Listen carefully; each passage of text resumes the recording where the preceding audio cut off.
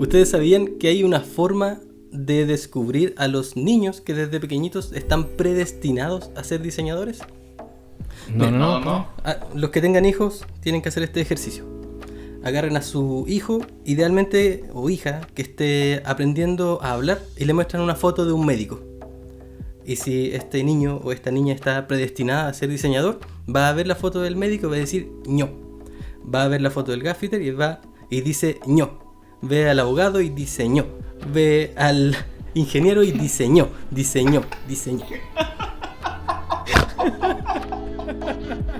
¡Oh, no! ¿De dónde sacan estos chistes? Hay que encontrar la fuente, no puede ser que me inventen esta fuente.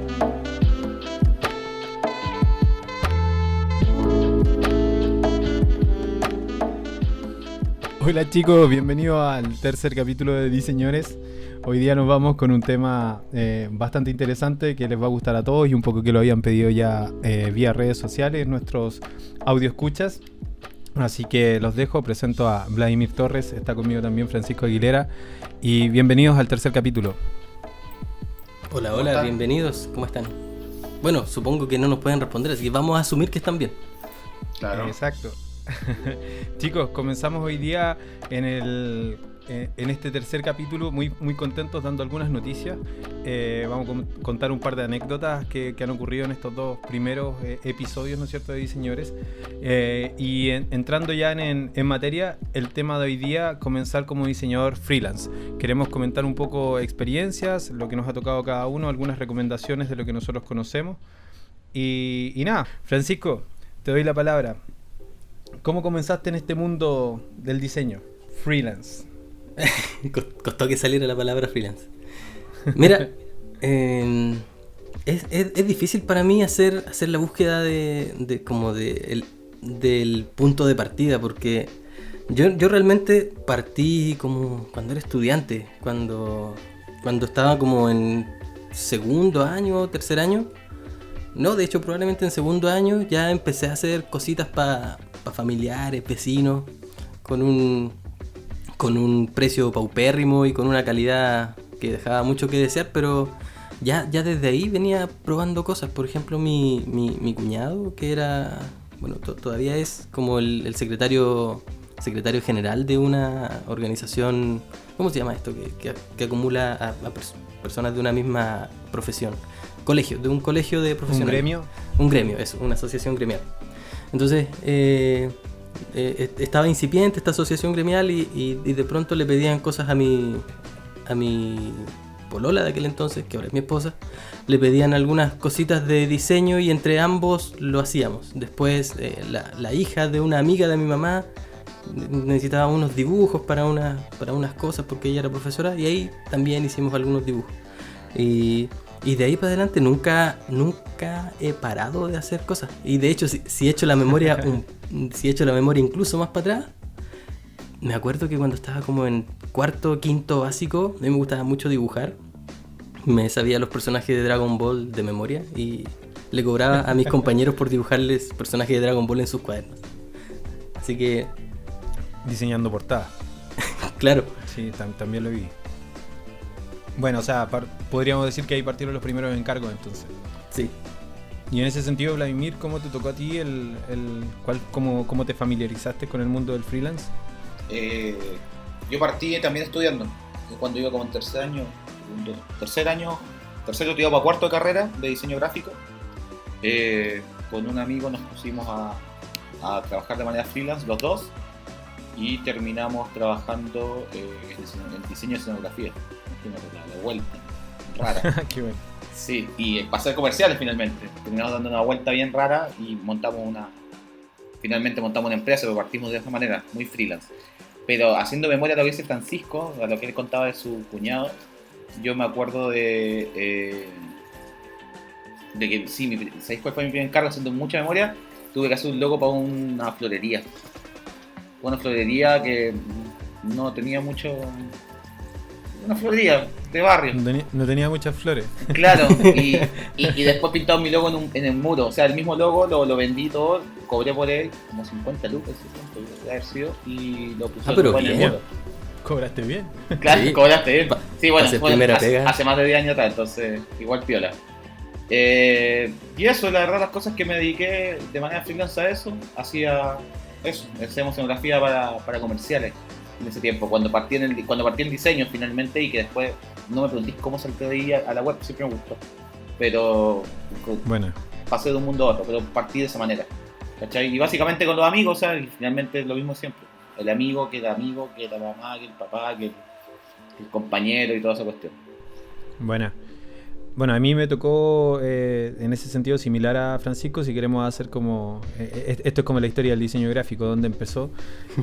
También me tocaba ya en quinto básico, sexto por ahí, andar haciéndole los trabajos a los compañeros en artes plásticas. O sea, cobraba de alguna manera por hacer los dibujos. Entonces ahí empezaba ya este tema de, wow, podéis ganar lucas con este tema, cobrando 500 pesos por hoja de papel hilado, ¿no es cierto?, con el dibujo. Pero ya profesional, vine a conocer el concepto. La verdad es que después de haber hecho las primeras pegas, yo partí haciendo pegas en segundo año de diseño gráfico, terminando el segundo año, y que me tocó trabajar, me acuerdo, para Telefónica del Sur. Y estuvo como bien interesante ahí el tema. Yo cobré 180 lucas, me acuerdo, para hacer un pendón, un colgante y unas tarjetas de estas de llamado como los carrier. ¿Cachai? Que me acuerdo que creo que era el 171 o 177, algo así era el de estos locos. Claro, cobré 180 lucas por diseño de 6 tarjetas, un pendón y un colgante. Ridículo, pero yo tiraba los billetes para el techo. O sea, ya así la hice. Después de eso yo hice la práctica, y en la práctica fue donde caché que lo mío no era trabajar apatronado, y que el negocio dentro del diseño para mí, no, en ese entonces, con lo poco que entendía obviamente del tema, no era trabajar para otra persona. Básicamente porque en donde hice la práctica tuve la suerte de ver el jefe era súper desordenado, súper despelotado, y en su oficina tenía como todas las cosas tiradas encima del escritorio, y me tocó ver una factura de un proyecto que hice yo solo, un sitio web en Flash. ¿Cachai? Y a mí me pagaban 60 lucas por la práctica, y a los diseñadores que trabajaban ahí les pagaban como 360 lucas por ahí más o menos. Y hacíamos los proyectos completos nosotros. Y él, por el proyecto que yo hice solo, él había cobrado un palo 6. Y ahí fue como, wow. Así como no puedo entender la diferencia entre lo que yo hice. Era un sitio, la verdad, bastante sencillo. Luego cobraba un palo 6.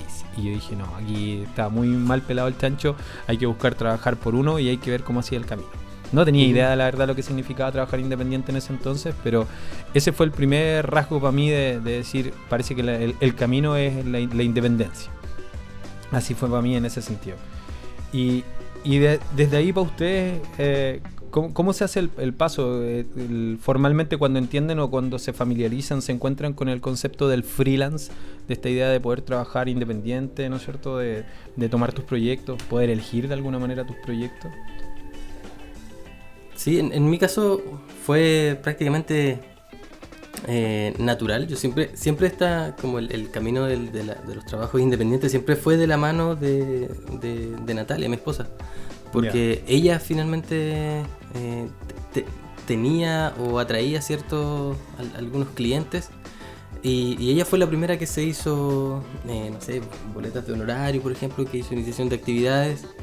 Acto seguido, copiando su experiencia, yo también me las hice y empezamos a trabajar juntos y cobrar juntos. Por eso posteriormente ahora incluso somos socios de la empresa, a pesar de que ya no estoy trabajando precisamente en la empresa, pero sigo siendo socio 50%.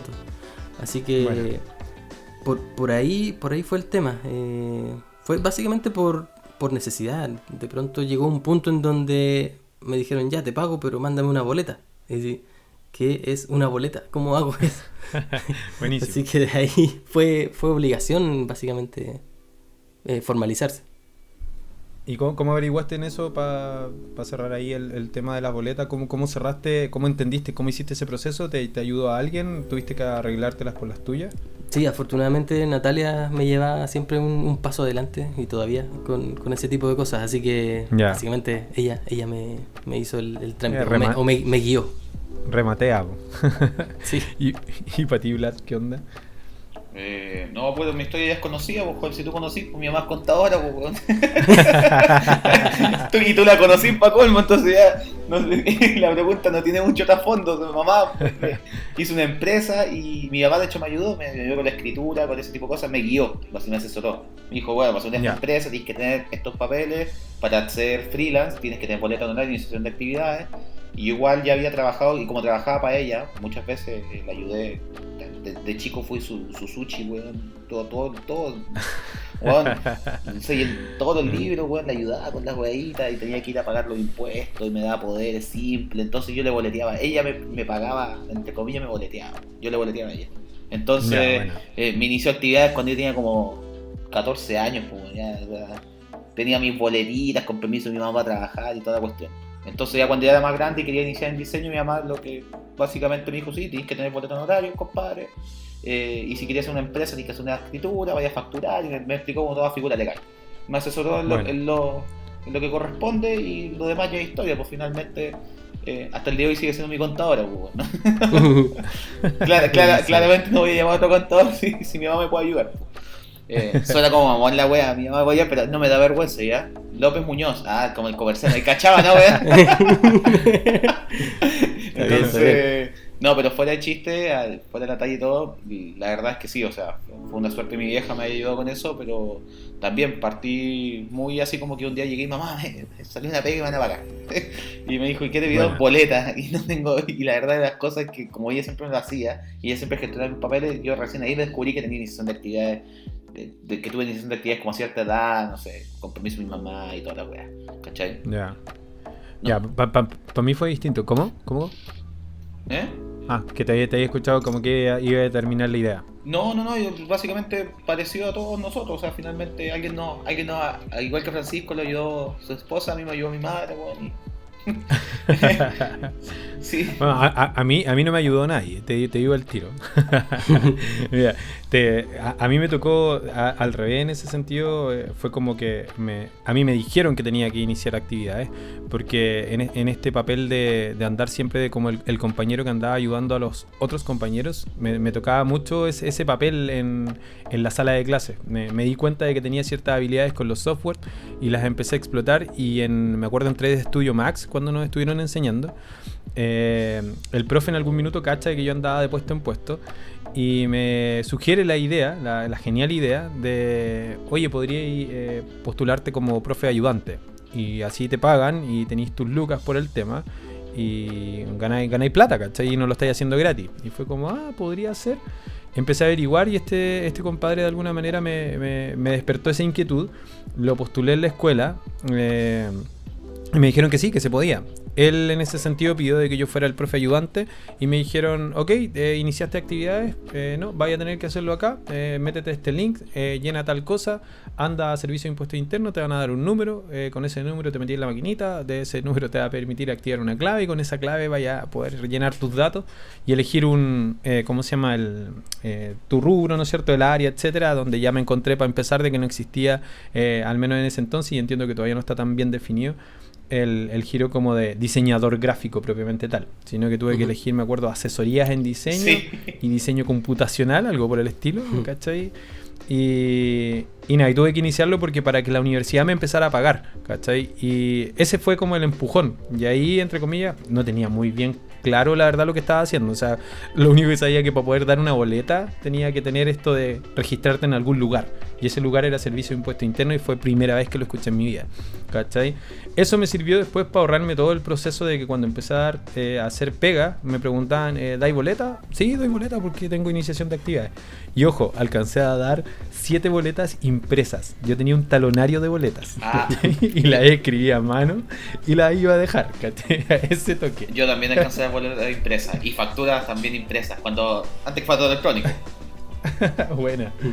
Oye, ya que estamos hablando del Servicio de Impuestos Internos, quiero aprovechar, quiero salirme del tema un ratito para, no sé, para apreciar el avance tecnológico que ha tenido el Servicio de Impuestos Internos. Creo que de las instituciones como gubernamentales es uno de los que mejor ha hecho la transformación digital y el cambio, loco, es sorprendente.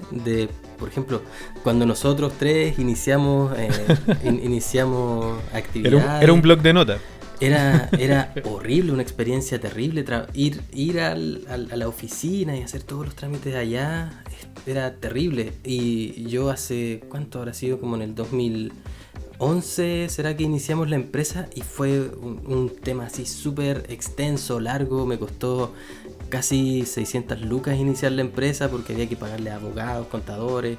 Bueno, Vladimir porque le paga con amor a su mamá, pero los mortales como nosotros tuvimos que invertir plata y todo el asunto. Y hoy día está esa empresa en un día, loco, y no cuesta nada iniciar actividades en primera categoría, en segunda categoría. Es súper fácil.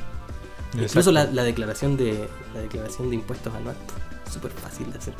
Sí, o sea, claro, de hecho ahora es mucho más fácil hacer todo el proceso. El problema es que donde es tan fácil, también así de fácil se te van las lucas, toda esa devolución, que entendemos que es muy positivo. Entendemos que es muy positivo porque de alguna manera nos están empujando, ¿no es cierto?, a estar más protegidos como independientes, ¿no es cierto?, como que para allá va la intención. No sabemos si se va a lograr, pero entendemos de que para allá va la intención. O sea, ¿cuál ha sido el momento más bello de sus vidas cuando han tenido la devolución de impuestos? ¿Se acuerdan de algún momento bonito, ejemplo, que haya llegado a su devolución de impuestos y han dicho, puta, llego, me compré un computador nuevo, voy a upgradearme, voy a hacer algo con... Porque antes la devolución de impuestos cuando llegaba llegaba completa, entonces los jóvenes de ahora nunca van a entender lo que es que les llegue la devolución de impuestos completo. Ellos siempre lo van a ver con descuento, porque si es verdad, mira, piensa la gente que tiene 20 años, que está empezando a boletear, diseñadores jóvenes, y que cuentan la leyenda que antiguamente toda esa plata que estaba ahí, que toda esa plata te llegaba y te ayudaba a formar proyectos, a actualizar tu computador de torre, ¿cachai? Que uno ocupaba mucho también. Obvio. Entonces, yo tengo un amigo, el Rodrigo Avilés, que es ilustrador. Yo solía esperar todos los años el 1 o el 5 de mayo cuando llegaba la devolución. Siempre le hacía un dibujo de él como Snoop Dogg, así como ese bailecito como alardeando de plata cuando le llegaba la devolución. Y yo esperaba ver en su Facebook el dibujo de este año recibiendo las lucas de la devolución de impuestos. No, sí, es que es verdad, o sea, yo de alguna manera, siendo súper sincero, ahí cuando aprendí de alguna manera que tenía esta devolución y empecé a cachar de que la primera vez, no sé, pues te llegaron 180 lucas, después te llegaron 500 lucas y a medida que tu negocio, entre comillas, iba creciendo, te va llegando, o sea, no sé, la primera vez que llegué a hacer 10 millones de pesos en un año, y tú decís como, me va a llegar prácticamente 1 millón de pesos, así que es como un regalo que alguien te hace, que eres tú mismo, ¿cachai? Te vamos a cogotear a la salida. Claro, y era como, wow, ¿cachai? Y de ahí para arriba, y después llegar a una cosa como que te empiezan a decir, espérate, te pasaste del nivel de ingreso. Es como, guau, ¿qué? Así como lo eché a perder. Porque claro, también tenéis límites en ese sentido dentro de rangos en los que podéis generar ganancias, ¿no es cierto? Y sobre eso te empiezan a aplicar impuestos y te van haciendo descuentos después. Pero, no sé, yo recuerdo, ¿cómo se llama? Haber recibido, no sé, devoluciones de 2,5 millones de pesos en los que quedaba ahí loco. O sea, quedaba ahí loco de verdad, porque es una inyección de ¿cómo se llama? De lucas importante, entendiendo de que para todos los que trabajamos freelance, yo he hecho prácticamente carrera freelance toda la vida, en el sentido de la independencia de otras empresas, ¿cachai? Y esta idea de que febrero era el mes bajo, entonces era un mes en el que no ganabas plata prácticamente, por ende tú tenías que ir organizándote para que ese mes tener lucas ahorradas, ¿cachai? Entonces, si no las ahorraste, quedaste con un forado que se hizo en febrero, pero que lo arreglaba ahí en mayo. ¿Cachai? Sí. Porque en mayo llegaba la plata y cubría ahí el mes, pues, weón, ¿cachai? Qué cuático ese cambio de realidad que hubo cuando nos empezaron a cagar con las boletas. Ya digo cagar, pero cuando empezaron a descontar las boletas, porque finalmente es verdad, pues, bueno, yo me preparaba, me acuerdo que efectivamente, ya viviendo solo, me preparaba todo el año, porque cuando trabajaba freelance, tener lucas para el verano. Porque sabía que enero o febrero, o de repente los 2 meses, podían ser muy lentos. No malos, pero lentos, de repente no te salía el mismo flujo de pega de todo el año. Sí, Entonces, claro, lo que hiciste es súper... Es súper... es súper oscuro, weón. No, Sí. voy a llorar. Pero pasaba eso, o sea, llegaba entre comillas, Sí, y pues, ojo, weón. que ahí se unen hartas cosas del freelance que viene también en alguna de las preguntas que tenemos ahí para plantearle a los audio escuchas, ¿no es cierto? Que tenían que ver con el cómo tú te organizás a lo largo del año, que uno de alguna manera al principio aprende a organizarse al mes. ¿Cachai? Y llega un punto en el que empecé a decir como, ya que hay que pensar en el año completo, ¿cachai? Anda, Sí. tus lucas no son como al mes. Veo a Francisco que se ríe, cuéntanos. Sí, que estaba pensando que el mes de mayo, cuando llega la devolución de impuestos, es como el cierre del Ouroboros cuando empieza a comerse la cola. Ahí vamos de nuevo con el Ouroboros. De nuevo con la cuestión, sé que estamos pegados con eso, cabrón. Hay que abandonar esa weá. De verdad. Pero sí que es una buena forma de verlo, así en serio. Claro. El freelance y los impuestos, ¿no es cierto? Tendría que ver un poco con esto de los Ouroboros. Pero efectivamente, o sea, pasaba esto de que tu ciclo tenía que ver en este caso con un febrero y un mayo. Porque si en febrero no lograste generar nada, que estaba por lo general muy lenta la pega. De hecho, yo al principio, cuando empezamos a trabajar, trabajé independiente, luego por algunas pegas unos colegas me encontraron que fuimos compañeros de la U y formamos una empresa entre 4 socios. El primer tip, mala idea tener 4 socios, lo ideal es que los socios sean lo menos posible, ¿cachai? Lo aprendimos todos juntos en ese sentido teniendo una empresa. La empresa duró 9 años, impecable, creció, pasamos de ganar 75 lucas mensuales a tener sueldos ya decentes, ¿cachai? Con el tiempo. Me refiero a tener, no sé, 500 lucas cada uno y que las generábamos todos, ¿cachai? Hace 10 años atrás, ¿cachai? Y en ese sentido, aparte, todos seguíamos haciendo pegas independientes que ya tenían que ver como con tus gustos personales, con clientes personales, etcétera. Entonces, siempre está esto como, para mí personalmente, esta dualidad. Y eso significaba que empezáis a tener ingresos de distintos tipos. Y ahí una primera cosa para el freelance es que el freelance no es solamente estudiaste diseño, saliste a trabajar y te ponía a trabajar y eres experto haciendo tu diseño, sino que es un tema de que vaya a tener que aprender mucho para empezar, lo que ya hemos mencionado en capítulos anteriores, el cómo vaya a cobrar, aprender a presupuestar diseño, ¿no es cierto? A presupuestar ¿cómo se llama? Tu trabajo, tu tiempo, y organizar tu tiempo, ¿cachai? Y de alguna manera, o sea, aprender cosas que tienen que ver más con economía, ¿no es cierto? Que tienen que ver mucho con servicio de impuesto interno, empezar a entender cosas tan básicas como el líquido y el bruto, ¿cachai? Entonces, todo ese mundo... Todo ese mundo es súper árido para los diseñadores y yo me doy cuenta que han pasado, para mí, 20 años en este tema y sigue siendo la misma complejidad y es como, ¿en serio, cachai? O sea, como que no evolucionamos en ese sentido. Es verdad, yo ayer tuve una clase con unos alumnos de la escuela de diseño y desarrollo, ¿cierto? Donde hago clases yo y me preguntaron lo mismo, bueno, no lo podía creer. Pero profe, ¿pero usted cómo cobra? Y sabéis que de mi clase tuve que sacar un fragmento, weón, y decir, bueno, vamos a hacer un stop en esto y les voy a explicar finalmente cómo yo llegué a mi fórmula de cobrar, que la encuentro igual dentro de todo bastante acertada, porque me ha permitido vivir. Entonces, claro, a lo que voy es que lo que decís tú, pues, bueno, en mi caso han pasado 10 años desde que tengo carrera más o menos yo. Tú soy más grande que yo, ¿cierto? Entonces igual para ti son los mismos 10 años más, otros años más.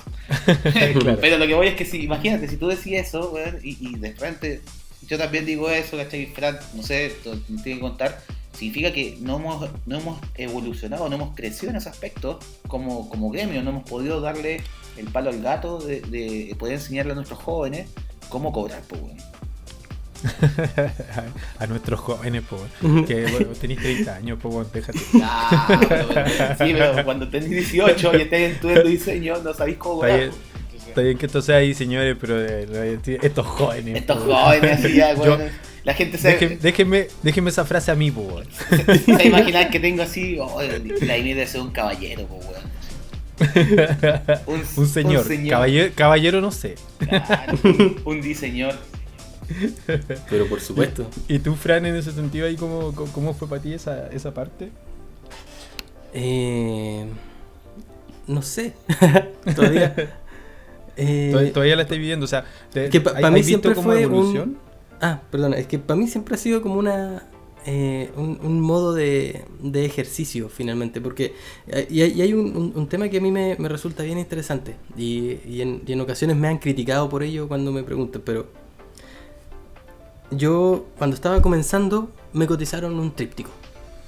Todos saben lo que es un tríptico, una hoja de papel con 2 pliegues y que se convierte en un folletito. Bueno, Eso era. eso es un tríptico, por si no lo sabían. Primera clase de diseño. Entonces, ¿qué fue lo que hice yo? Ya, perfecto, yo puedo diseñar un tríptico. Tengo la capacidad de abrir Photoshop y diseñar un tríptico. Porque en ese entonces uno diseñaba las cosas en Photoshop. Entonces, lo que no sabía era cuánto cobrar. Entonces fui donde un diseñador que yo admiraba y con el que había trabajado bajo su cargo en alguna ocasión. ¿Cuánto cobro por un tríptico? Ajá. Mira, cobra 80 lucas, 80.000 pesos para los que estudian, para los que nos escuchan del extranjero y no entienden esa jerga rara. Cobra 80.000 pesos. Ya, perfecto. Y cobré 80.000 pesos. Y 80.000 a la siguiente. Y a la siguiente 80.000. Y pasaron como 6 años y seguía cobrando los mismos 80.000. Exacto. Y de pronto me di cuenta de que, pues, es que el tríptico que diseño ahora, que tengo 6 años de experiencia, no es el mismo tríptico que diseñaba cuando era un cabro chico que no tenía idea. Y la cuenta de la luz que pagáis tampoco.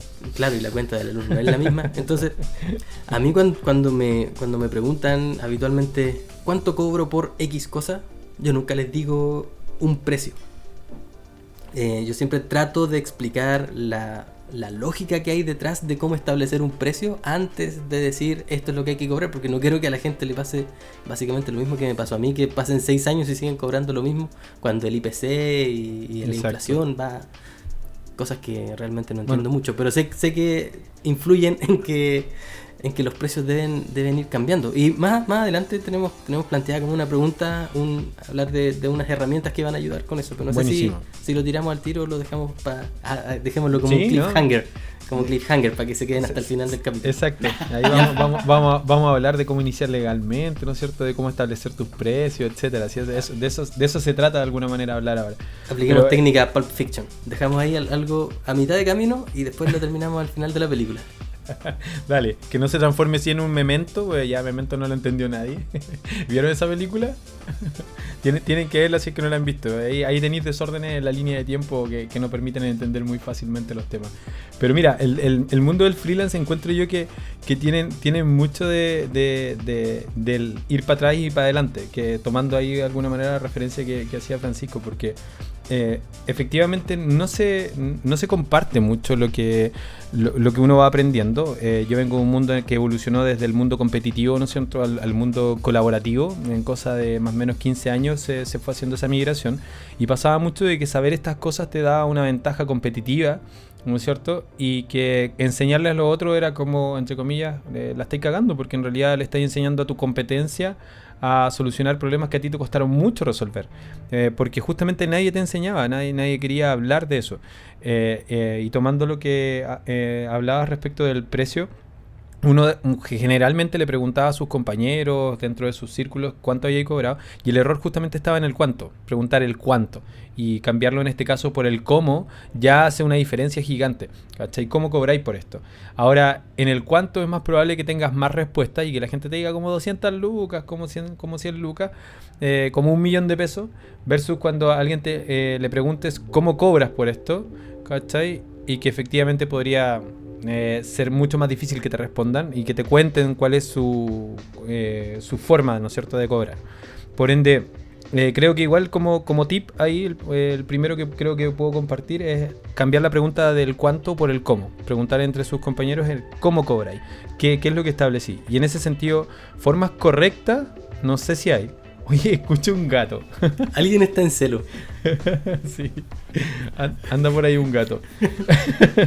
Esto está muy divertido. Yo lo escucho de fondo. Y el tema es que en ese ejercicio de aprender, ¿no es cierto?, a cobrar y establecer una modalidad que te sea efectiva o válida, ¿no es cierto?, para cobrar, como decía Vladimir, tendríais que justamente ponerlo en práctica. He hablado con compadres que llevan largo rato intentando de alguna manera establecer una modalidad de cobro Y al final hay mucho bluff en toda esta cuestión, hay mucho de engrupirse, o sea, muchos que decían tener, entre comillas, la piedra angular de cómo se cobraba y cómo se presupuestaba en diseño, y a la larga, cuando empezáis a apretarlos un poco, los vais conociendo más, te das cuenta que en realidad fue un método improvisado que fueron aprendiendo y moldeando en el tiempo. Entonces, cuesta compartirlo porque también cuesta decir de repente, mira, y en esta parte la ganancia le puse 30% porque se me ocurrió, ¿cachai? Porque no todos tienen efectivamente un backup como justificado, por decirlo así, de cómo llegaron. Les hizo sentido y siguieron haciéndolo. Sí, en mi caso la forma en que yo he ido ajustando los precios a lo largo del tiempo, trátenme de irrespetuoso o de inconsecuente, pero lo que yo hago generalmente es, o lo que hice históricamente, es poner un precio. Y si me lo pagaban, genial. Al próximo le subo un poquito más. Y al próximo le subo un poquito más. Y al próximo le subo un poquito más. Y cuando ya me digan que no, me pasé. Entonces me quedo ahí. ¿Sí? Y el siguiente le subo un poquito más. Básicamente es ir tanteando, siempre tratando de obtener un beneficio acerca del trabajo que uno hace. Y si ya no te lo pagan es porque, me pasé. Y te devuelven nomás. Claro. Ahí tenía el miedo. Yo aplico una fórmula súper exacta. Mis gastos fijos por 2, dividido en los días hábiles del mes, dividido en una jornada laboral, o las horas que voy a trabajar en un proyecto. Eso me da un valor y eso le doy al cliente dependiendo del proyecto. Claramente no aplicable un proyecto de 1 hora. No cae nada. Esto es aplicable realmente cuando tienes que hacer un proyecto más largo, por ejemplo, un sitio y sabéis que vaya a estar 2 meses trabajando en él y que vaya a tener que dedicarle 5 horas diarias, claro. ¿Cachai? En ese caso puntual intento eso porque puntualmente yo siempre pienso que los proyectos por lo menos deberían cubrir por lo menos un mes de arriendo, ¿cachai? Ojalá el mes de arriendo y algunas cuentas. Si contáis un proyecto que realmente se puede cubrir todo, entonces uno tiene que cobrar, intentar cubrir los gastos fijos primero. Sin gastos fijos, la luz, el agua, el gas, el arriendo. Claro, se entiende que el ejercicio básico debería ser de que yo calcule y sume todas mis cuentas, ¿no es cierto? Incluyendo Spotify, incluyendo Netflix. Incluyendo la licencia Adobe, es súper importante. Exacto, la licencia Adobe. Puede ser chistoso, pero es verdad. No, es verdad, o sea, totalmente. Si al final es como tú estás trabajando con los software, ¿cachai? Sí. Va más allá de cualquier visión política del tema, porque me he topado con muchos colegas que de repente tienen una visión como muy política de por qué pagar o no pagar una licencia. Sí. Pero es como, espérate, si a ti se te ocurre hacer en este caso un software que va a ayudar a tus colegas a trabajar y hacer su pega y con eso generar ingresos y con eso vivir, o sea, es como un tema de sentido común, criterio, no sé, el querer pagar justamente esa licencia entendiendo de que esas personas te facilitaron el trabajo de alguna manera. Entonces, sí, por ahí, ahora respecto a lo que tú decís, dime. Perdón, que probablemente los tres somos diseñadores porque en algún momento pudimos hackear Photoshop. Sí, hoy, sin duda. Y hoy somos felices clientes de ellos. Yo, justamente, lo que decís tú, que aquí un montón de veces el Illustrator de Photoshop. No puedo negar mi pasado, si uno no puede pisarse la capa, pero llega un punto donde también, claramente, lo que dice Joel, o sea, llega un punto donde te vas dando cuenta y decís, ya, bueno, si sabéis que lo tengo sobre mis costos fijos porque ya basta de craquear la weá, ¿cachai? La empecé a craquear en el CC, weón, y terminé de craquearla como en el CC6, weón, una weá así, y ahí ya me aburrí, ¿cachai? Ya, no más. No, pero es que ojo, o sea, tiene que ver con que también el hecho de estar craqueándolo, de repente te falla el software. Sí. Y te falla y ya hay filo y te ponía a buscar una nueva versión. Y se te pero cuando estás haciendo un proyecto, que tiene tiempo y que te quedan, por ejemplo, no sé, una semana para hacerlo, y Adobe encontró una nueva forma de bloquear a los que estamos craqueando ¿cómo se llama? Los software, y te bota la cuestión y te demoráis una semana en encontrar el parche, ahí te quedó en un problema gigante, ¿cachai? Sí. Entonces, como en ese sentido también entender de que en parte en el presupuesto también tenéis que estar cobrando un porcentaje para pagar tu licencia, o sea, porque es lo que te permite habilitarte para trabajar, ¿cachai? Sí. Entonces, desde ese punto de vista es como que ¿Por qué tú, Vladimir, multiplicáis por 2? Es como tus costos fijos por 2. Sí, ¿por qué? el segundo ¿Hay una razón por qué? Sí, porque el segundo monto es básicamente el ahorro. Si piensa que en todas partes, mira, si uno tiene que aplicar dentro de toda la misma lógica con la que el mercado te trata. Si el mercado a ti, cuando tú estás trabajando, ¿cierto? Cuando tú vas a arrendar un departamento, te pide 2 meses de arriendo, un mes de garantía y un mes de arriendo, ¿por qué nosotros como diseñadores no tenemos el mismo derecho, ¿cierto? De cobrar nuestros costos fijos, ¿cierto? Y el doble, o sea, si un proyecto sale si un proyecto, tus costos fijos son 300, cóbralo en 600, ¿cachai? Claro. No es una lógica que no esté aplicable, simplemente es porque tú te estás asegurando que si efectivamente ese llegara a ser tu último proyecto en ese mes porque te fue mal, tienes por lo menos el arriendo el próximo mes, para poder seguir trabajando. Buena, ¿cachai? ¿viste? O sea, ahí hay una justificación que es súper sencilla y que debería ser la que aplicamos siempre. Es lo mismo que cuando nos piden, en este caso, una rebaja o nos dicen que estamos caros. ¿Estamos caros en base a qué? Y de una otra forma, si tú vayas a comprar a la panadería, ¿no es cierto? Y encontráis que este pan te lo están cobrando a 2 lucas y lo encontráis caro, ¿qué haces tú? Te ponías a alegar con la persona de, oye, pero ¿por qué tenéis tan caro el pan? Oye, pero bájalo, o bájame, cóbrame la mitad, pero yo te prometo que voy a venir a comprar pan todos los días, ¿cachai? Y te voy a mandar gente recomendada, que es la lógica de lo que nos pasa, ¿cómo se llama? Cuando estamos presupuestando, y es como, no, si no te alcanza para comprar acá y lo encontráis caro y encontráis que el pan que vendo no tiene ese valor, te vais a comprar a otro lado y punto. ¿Cachai? Pero le tenemos mucho miedo nuevamente, de repente como freelance, a esto de que entendís como que es el último cliente con el que vaya a trabajar, es el último cliente que te va a pedir cotizar un proyecto. Claro. Sí, no, y yo entiendo completamente la lógica de eso de que, oye, esto está muy caro y de que puede sonar como casi usurero, abusivo, decir, bueno, si no te alcanza para comprar aquí, ándale para otro lado. Pero probablemente ese es un privilegio que los diseñadores de pronto nos podemos dar, porque hay muchos diseñadores. Por lo tanto, si no es con nosotros, sin duda va a encontrar a alguien más que sea más barato. Y porque el diseño no es una necesidad de primera, o no es un servicio de primera necesidad. Obviamente en otras circunstancias, con otro tipo de productos, en donde tú eres el único proveedor, no deberías éticamente tener esa actitud de cómprame y yo te cobro lo que quiero. Obviamente si en un pueblito chiquitito eres el único que vende agua potable, no deberías tener esa actitud, pero el diseño no es eso. Claro, hablamos de ética profesional ahí. Y claro, me hace sentido, pero obviamente, o sea, a lo que yo voy es que viéndolo desde el punto de vista del diseñador en sí, muchas veces es como que el cliente siempre está más preparado que tú, ¿cachai? Para la reunión.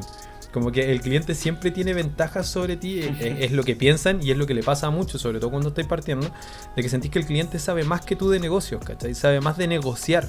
Y nosotros encontramos como casi ofensivo el hecho de repente decirle al cliente, mira, salen tantas lucas, y que él te diga como, oye, pero qué caro, ¿cachai? ¿Por qué cobráis eso? Y es como, bueno, pero ¿y qué te pasa? O sea, yo establecí ese precio bajo ciertas lógicas según lo que me dijo Vladimir, ¿no es cierto?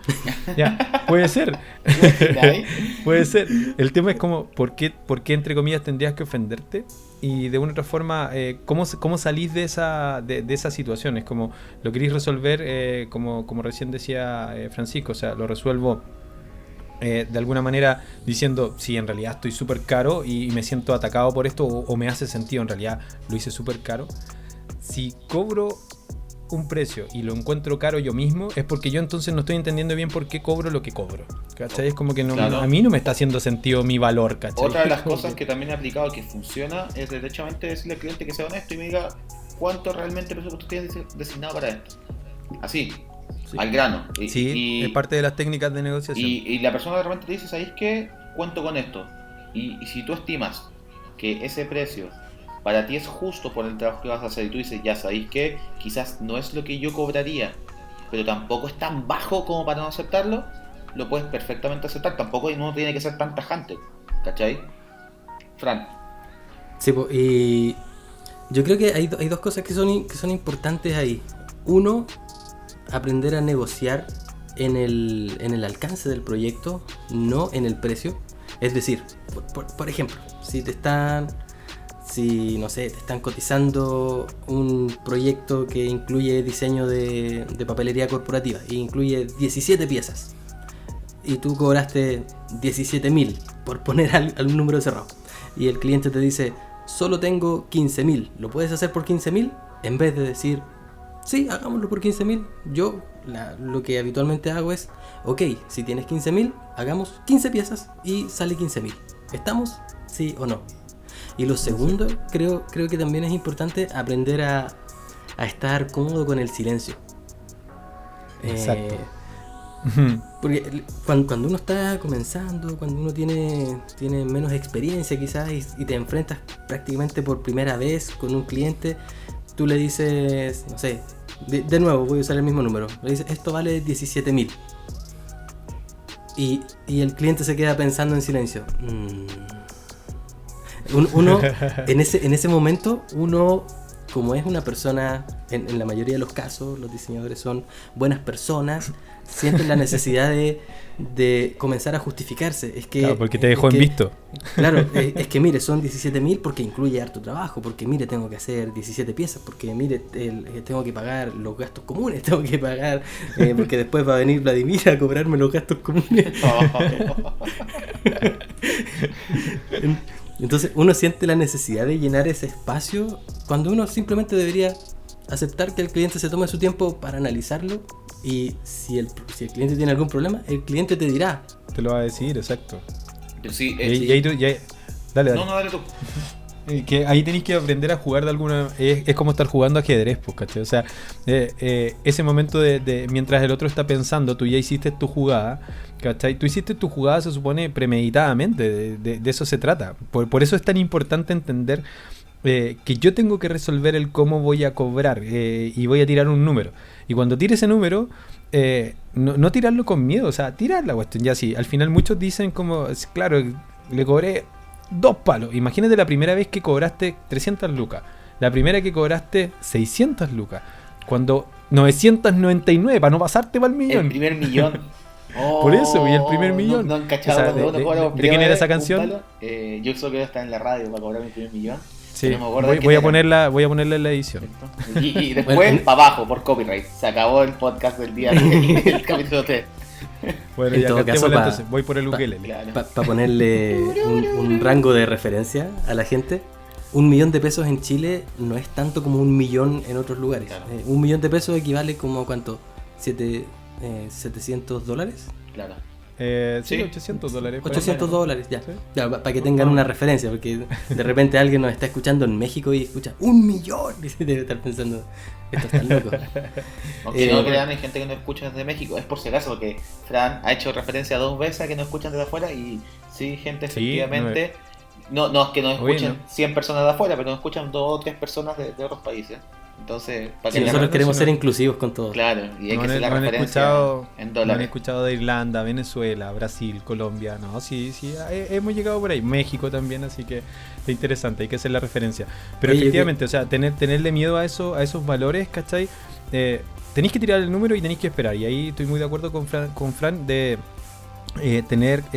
estar tranquilo con ese silencio y esperar. Y si te cuestionan, se supone que tú, jugando ajedrez nuevamente, ya una vez que hiciste la jugada, ya estáis pensando en las 3 o 4 posibilidades que tenéis después, ¿cachai? O sea, y no es como de, pero ¿y por qué no me tiráis una rebaja? Ya vale, era 1.500.000 lucas. Es como No. que no tiene sentido, ¿cachai? Sí. No, entonces es como... La clásica. Sí, pues obvio, ¿cachai? Es como que tú mismo te pones la cuella, Sí. la cuella. La soga del cuerda. cuello.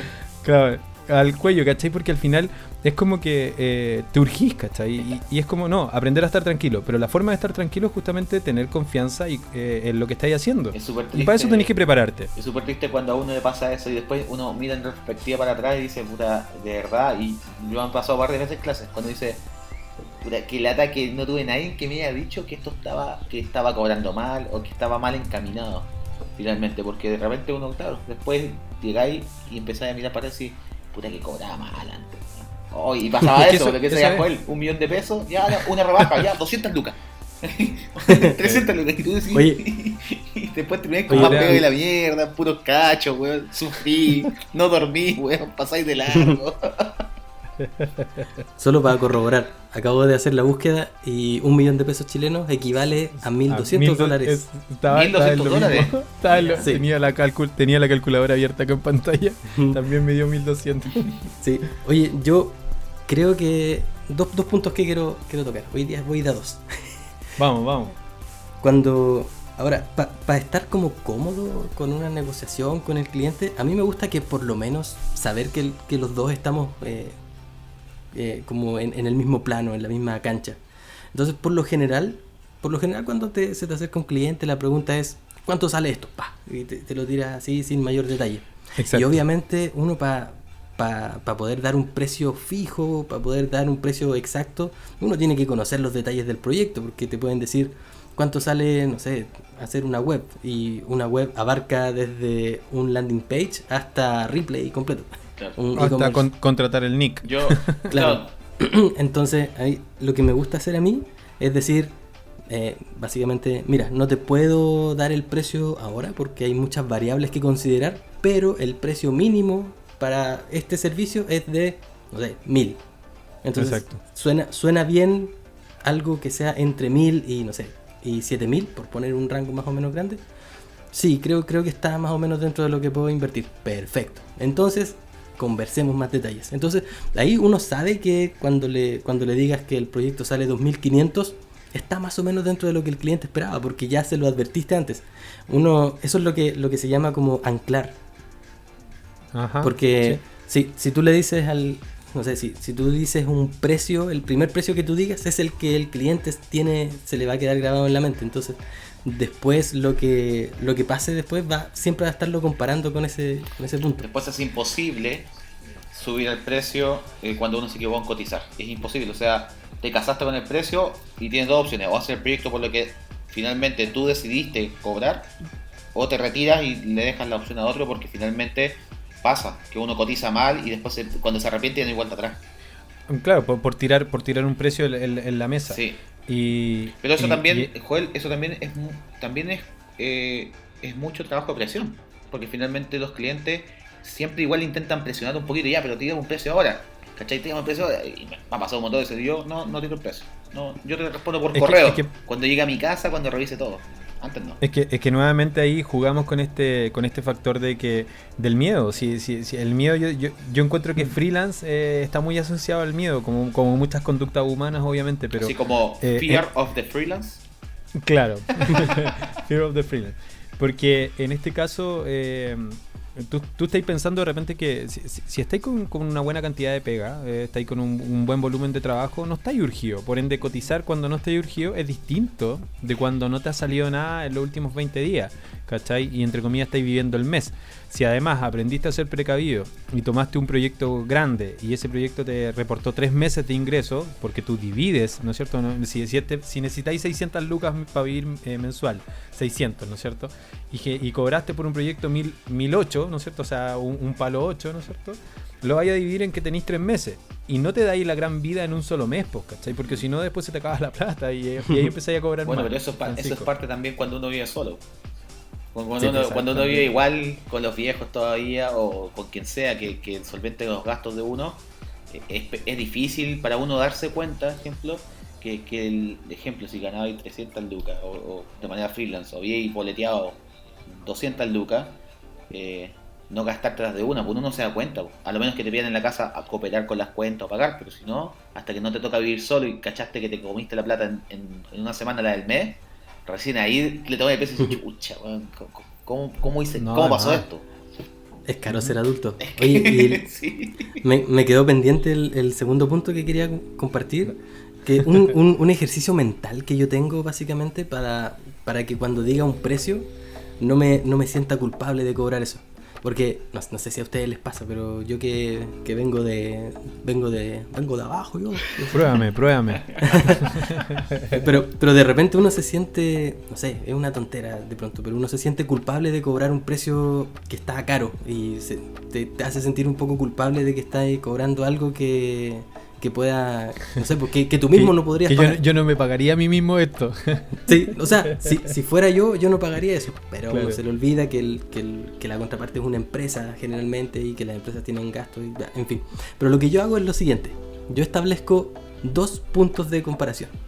Entonces, lo que hago es partir por un precio así ridículamente bajo. Ponle 1.000 pesos, 1.000 pesos claro. chilenos. Y me pregunto a mí mismo, voy a usar un término algo coloquial, por estos 1.000 pesos, ¿muevo la raja o no? ¿Baila el monito? No, bueno, tu término es un poquito más amigable. Pero obviamente por 1.000 pesos no movería la raja. Pero... Y así, y ahí voy subiendo. Por 10.000, 20.000, 30.000, 50.000, 100.000, 200.000, hasta que voy a llegar a un punto en donde digo, mira, por aquí la empiezo a pensar. Mi rajita como que empieza con un vaivén casi imperceptible, pero empieza. Entonces ahí marco eso, como que me pongo un pin ahí y lo guardo, ya, pongámosle 200.000 pesos. Y después me voy para el otro lado, completamente contrario del espectro. No sé, 37 millones de pesos. El cliente, yo dentro de lo que yo me imagino, sin preguntarle todavía, no hay cómo yo me imagino que el cliente me podría pagar 37 millones, probablemente no.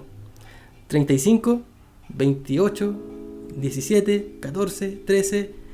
Y voy a llegar a un punto en donde, ¿sabéis qué? Yo creo que 2,5 millones al cliente igual le dolería, pero quizás lo consideraría. Ya, entonces tengo negociar. Tengo esos dos márgenes. Tengo los 2,5 millones, que quizás el cliente podría pagarlo, y los 200.000, que es por donde yo más o menos empezaría a mover la red. Entonces, cualquier punto entre medio de ese rango, yo voy a poder decírselo al cliente sin sentirme culpable de que lo estoy cagando y sin sentirme culpable de que con eso yo no me voy a quedar conforme. Es una cuestión completamente mental, probablemente lo encuentren estúpido, pero por lo menos a mí me da la tranquilidad de que siempre que cobre un precio que esté dentro de ese rango, lo voy a poder decir sin titubear demasiado. Yo encuentro súper buena tu política. A mí me enseñaron de chiquitito una frase épica de mi vieja que nunca se va a olvidar, que mi vieja dice, tú tienes que cobrar el derecho a hueveo.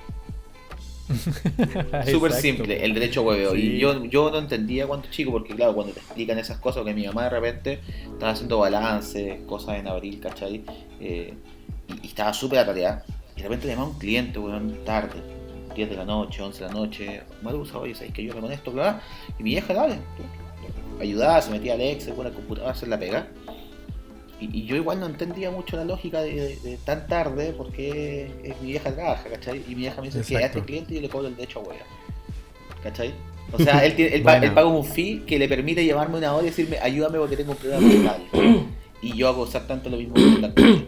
O sea, a mí el cliente que me paga el derecho a hueveo, compadre, paga las 10 de la noche, a mí me complica, ¿cachai? Total, está bien, usted paga el derecho a hueveo. Sí, tú te veís con eso en el tiempo, aprendí a verte un poco en ese escenario y efectivamente, o sea, tú decís, mira, sabéis que a todo esto no les contesto, pero a este güey le tengo que contestar porque la verdad es que su fidelidad, la cantidad de años que lleva trabajando contigo, que siempre respeta las fechas de pago, etcétera, etcétera. O sea, ahí hay que entender ese criterio. Eso es súper importante, Joel, que respete la fecha de pago.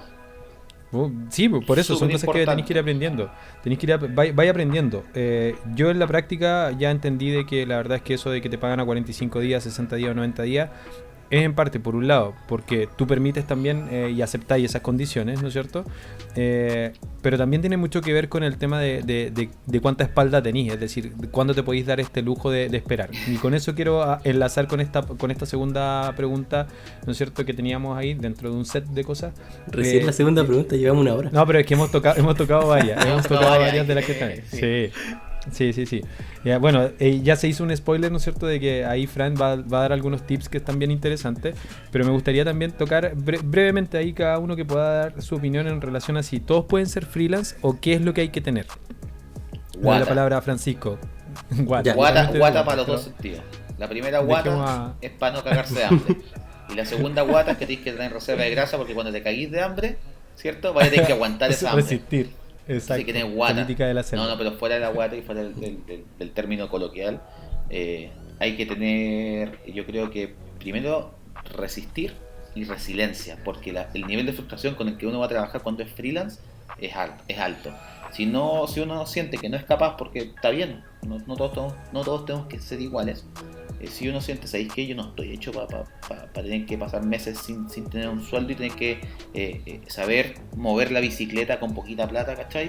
Y no querí, puta, entonces la verdad las cosas, si no te sientes preparado y no te gusta, la pega patronado es el mejor escenario para en ese caso. Y después con el tiempo, si te tinca, te podés liberar y podés probar. Pero para probar hay que tener aguante al principio y un poquito de ahorro para poder subsistir, porque sin una planificación previa no se puede. Sí, ahí dijiste dos cosas principales, planificación y ahorro. Sí.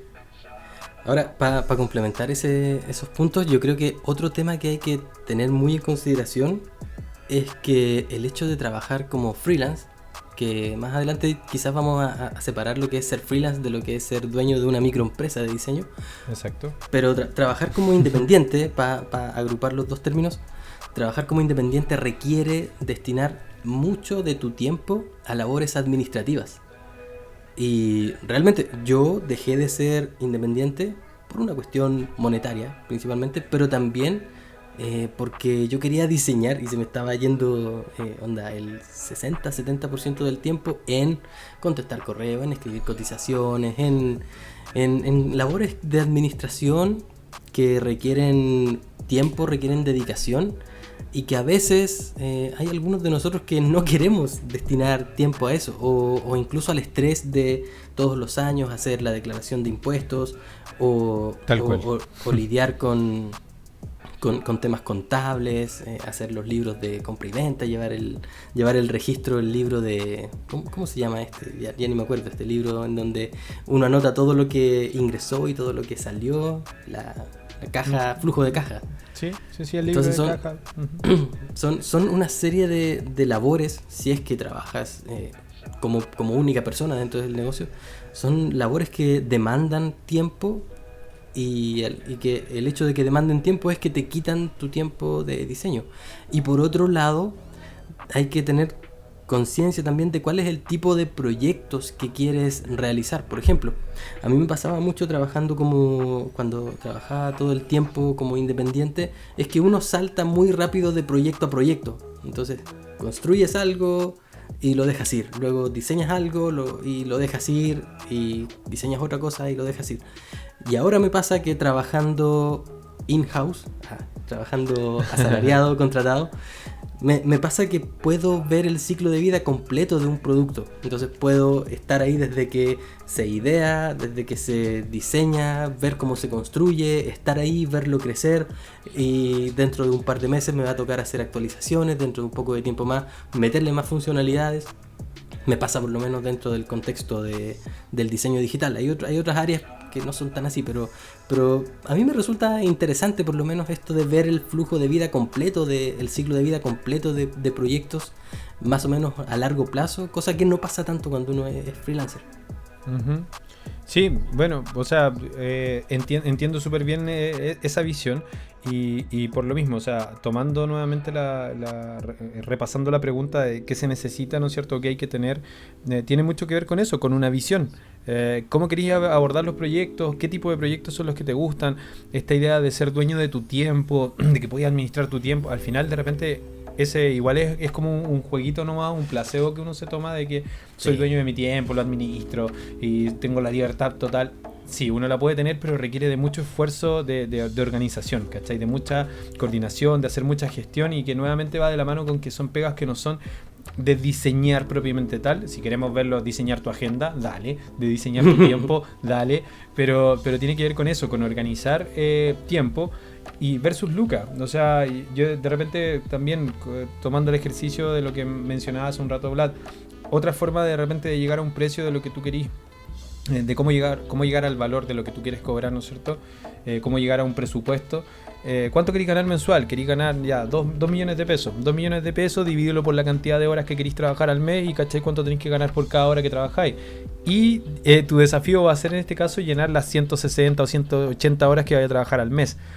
Pero probablemente van a haber muchos días en los que vaya a trabajar más de 12 horas porque te embalaste con un proyecto o porque te atrasaste con un proyecto o porque es la única forma, entre comillas, de lograr generar la cantidad de lucas que necesitáis.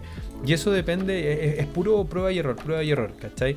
Y de repente nos reímos nosotros porque llevando harto rato haciendo todo este teje-maneje de cómo cotizo, de no voy a volver a hacer un proyecto de esto, nunca voy a volver a trabajar por menos de tantas lucas. Y ahí te veis después trabajando por un proyecto por menos lucas y todo. Ya, que eso depende mucho con el dicho, ¿no es cierto? De la necesidad tiene cara de hereje. Cuando te veis medio urgido, te toca, ¿no es cierto? De que decís, ahora, para mí, desde octubre hasta ahora, hubo un periodo de baja gigante. A mí se me bajaron hartos clientes que yo venía trayendo, los traía como cuentas mensuales y eran ingresos mensuales fijos que los perdí, ¿cachai? Y fue como, wow, ¿qué se viene ahora? Y ahí nuevamente digo, ¿qué es lo que hay que tener? Guata, como decía, ¿no es cierto, Vlad? Y en ese sentido la guata tiene que ver mucho con cómo sabéis vivir con esta presión de que a ti te van a seguir cobrando mensualmente, ¿cachai? Para mí fue terrible la primera vez que me atrasé en un dividendo, la primera vez que me atrasé en una cuenta, ¿cachai? O en este caso, cuando tuve que decidir pagar primero la cuenta del teléfono, porque necesitaba el internet de esa weá, sí, versus pagar el agua, ¿cachai? Y es como, cacha, pagué este mes mi teléfono con plan ilimitado para poder estar hablando con clientes y conectarme desde donde esté, ¿no es cierto? Desde mi celular, darle internet a mi computador, etcétera, versus pagar el agua y me voy a atrasar un mes, ¿cachai? Tomar esas decisiones tiene mucho de guata en el sentido de que podéis o no podéis vivir con eso. Hay gente que no es capaz de vivir con un mes de cuentas, ¿no es cierto?, atrasadas. Yo con el tiempo, como que una de las habilidades, ¿no es cierto?, que desarrollé tuvo que ver con eso, cuando aprendí, entre comillas, a entender de que me podía llegar a atrasar, pero que tenía que haber una planificación. Y logré salir de eso en base a esa planificación, entendí de que era un miedo, entre comillas, justificado, pero era manejable, ¿cachai? Y eso a mí me permitió, entre comillas, generar ese punto de quiebre entre bajarme de repente de precio porque estaba muy urgido de que no me fueran a salir más lucas y no iba a poder pagar mis cosas, a entender de que de repente con ese esperar llegaba un proyecto mejor, ¿cachai? Con ese esperar llegaba un proyecto que tenía mejores lucas, que iba a durar más meses y que me iba a generar mejores ingresos y una estabilidad de alguna manera durante un tiempo. Entonces ahí nuevamente como un tip para mí es el tema de entender de que no es el último proyecto que te están cotizando, de que vienen más proyectos inevitablemente y que cuando no estáis con pega, no tenéis pega de diseño, pero tenéis un montón de otras cosas que tenéis que hacer, y ahí retomamos un poco lo que hablábamos en los capítulos anteriores de preparar tu portafolio, ¿cachai? De ver si estáis haciendo suficiente difusión, ver si en este caso hay hablado lo suficiente de lo que estáis haciendo y si hay dicho que estáis disponible, ¿cachai? Para mí es súper entretenido hoy día ver de que, no sé, en 15 recomendaciones a la semana, amigos me etiquetan. Necesito a alguien que haga tal cosa. Contacta al Joel. El Joel te puede hacer. Y es muy entretenido lograr eso. Y eso lo lográis con años trabajando, ¿no es cierto? Agradezco de paso a todos los que me recomiendan siempre en redes sociales. Y sé que a ustedes también les pasa. Pero empiezan a darse situaciones en las que ven de que tú estás trabajando, ven de que tú vayas a responder, ven, te han visto trabajar en algunas cosas, han hecho podcasts contigo, ¿no es cierto? Han hecho clases, se han topado de distintas formas. Entonces creo que para ser freelance, y cierro ahí mi opinión, tenéis que tener mucha guata, entender de que te vaya a tener que organizar, planificación y ahorros, ¿no es cierto? Cuando te lanzáis desde la independencia, ¿no es cierto? Entender de que en tanto estés trabajando, aunque tus viejos paguen tus cuentas hoy día, entender desde el primer día que empecé a trabajar, tratar de solventar tus gastos, de cubrir tus gastos, ¿cachai? Así que por ahí va un poco, creo yo, la cosa. Sí, perfecto. Solo quería aclarar de nuevo para los oyentes internacionales, Wata es un término que viene del Mapudungun, que es el lenguaje que usan los mapuches, que son un pueblo originario que habita el sur de Latinoamérica, principalmente Argentina y Chile, y significa estómago, que es lo que habitualmente se usa para panza. Decir ten panza o tener tripas para poder tomar una decisión. Controlar tus vísceras. Claro. Pero para pasar al siguiente tema, quisiera plantear el punto de cuál es la diferencia entre ser freelance y ser dueño de una microempresa de diseño, porque no es lo mismo. El término freelance, generalmente nosotros lo importamos desde Estados Unidos, y en estricto rigor, freelance es una persona, un individuo que forma que una empresa lo contrata como trabajador temporal, quizás, para efectuar un trabajo o un proyecto específico. Entonces aplica principalmente si es que una agencia de diseño está haciendo, no sé, una memoria corporativa, como la que habitualmente hacen las agencias de diseño, y necesitan a alguien que diagrame, ya tienen la plantilla hecha, entonces necesitan a alguien que diagrame las 88 páginas que quedan. Entonces te contratan como freelance, que tú bien puedes ir a trabajar a su oficina o bien puedes trabajar desde la casa para hacer ese proyecto en particular. Entonces, ofreces servicios para un proyecto específico por un tiempo específico a una empresa específica. La diferencia es que si eres dueño de una empresa de diseño, y decir empresa de diseño suena como grande, pero básicamente si iniciaste, si trabajas como proveedor para clientes directos, es decir, si el buffet de abogados, si el restaurante, si la empresa de de fabricación de micrófonos te contacta a ti para que directamente tú le hagas un logo, para que tú le hagas un sitio web, para que tú le hagas una campaña de diseño para redes sociales, esencialmente ahí tú estás operando como una microempresa de diseño, porque tú estás ofreciendo el servicio final, estás ofreciendo el producto completo, no estás ofreciendo un servicio temporal a una empresa, estás ofreciendo un producto terminado. Y creo que son dos modalidades de trabajo bien distintas. Sí, yo creo que no quita en todo caso que un diseñador independiente o freelance, ¿no es cierto? Que mencionar de paso, la historia del freelance es bastante interesante, etimológicamente de dónde viene, ¿no es cierto? Esta lanza libre, ¿no es cierto? Que es casi como un cazarrecompensa, ¿cachai? Así como que te mandaban a hacer un trabajo puntual. Entonces, no quita de que justamente, y es una de las grandes cosas, ya ha mencionado Roberto Concha, director de Chile Diseño, que los freelance somos el enemigo, entre comillas, porque abaratamos el costo en ese sentido, que no estamos pagando una empresa, ¿no es cierto? No estamos sosteniendo una empresa, sino que somos personas independientes, únicas, particulares, que trabajamos solo bajo nuestro nombre. No quita que podamos tomar un proyecto completo, pero obviamente hay empresas, te va a limitar, hay empresas que no quieren trabajar con personas naturales. Quieren, entre comillas, esta modalidad externa de un servicio externo, pero a través de una empresa. Hay una empresa, hay alguien que responde de alguna manera. Tiene que ver con las formalidades. Así que sí, estoy de acuerdo que no es lo mismo, pero creo que la gracia, por lo menos a mí personalmente me ha tocado disfrutar, entre comillas, de esa ventaja, de que he podido tomar proyectos que son justamente entregar el producto terminado, e incluso dar un soporte mensual, ¿no es cierto?, de servicios, y eso básicamente porque también me voy asociando con otros diseñadores, ¿no es cierto?, que están en la misma parada.